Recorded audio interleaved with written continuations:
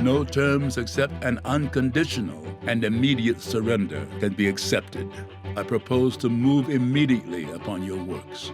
Ulysses S. Grant, February 16, 1862.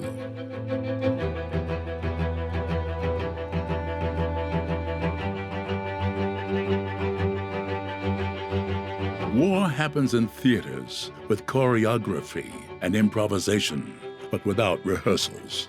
Soldiers must place their trust in leadership to move the company, with careful timing, with rhythm, with resolve.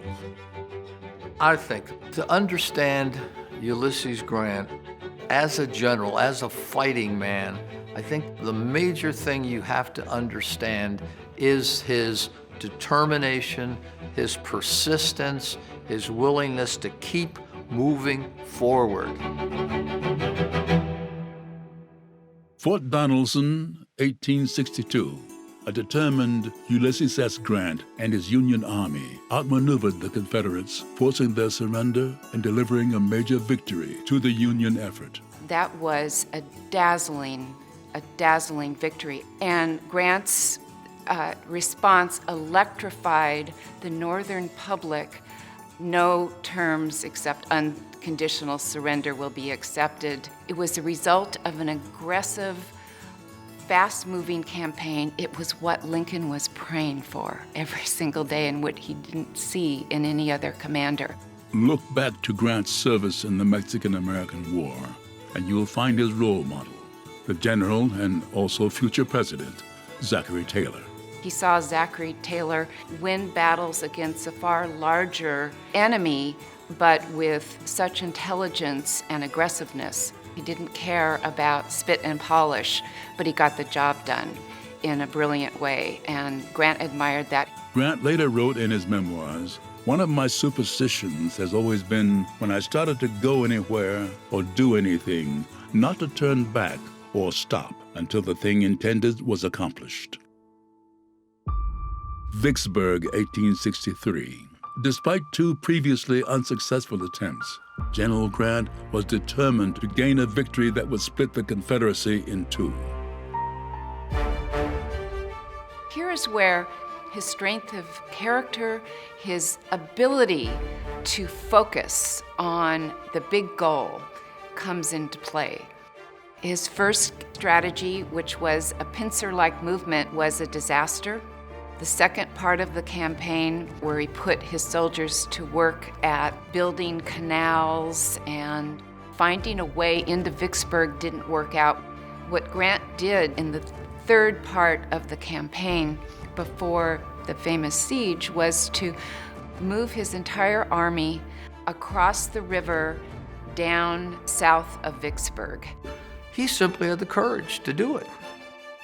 And his plan, as it unfolded, was absolutely brilliant. The fall of Vicksburg in 1863 was a major turning point in the war, and for Grant. In 1864, President Lincoln promoted him to General-in-Chief of all Union armies. But as the war moved into its final stages, the path to victory remained extremely difficult, testing the general's resolve. Cold Harbor was the one assault Grant ordered that he most deeply regretted and publicly regretted. That seemed to be a clear victory for Robert E. Lee's army.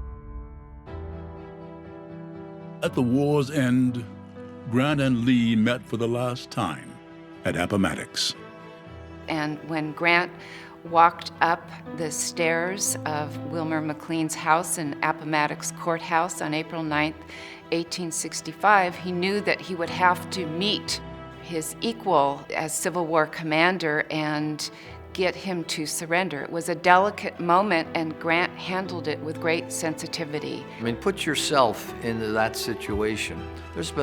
War's been going on over some 4 years or so, and people are getting killed, people are getting maimed, reputations are being destroyed, and finally you win. And Grant's terms were simple and generous. It's quite a moment, and it's a beautiful moment that belied the difficult era to come. What General Lee's feelings were, I do not know.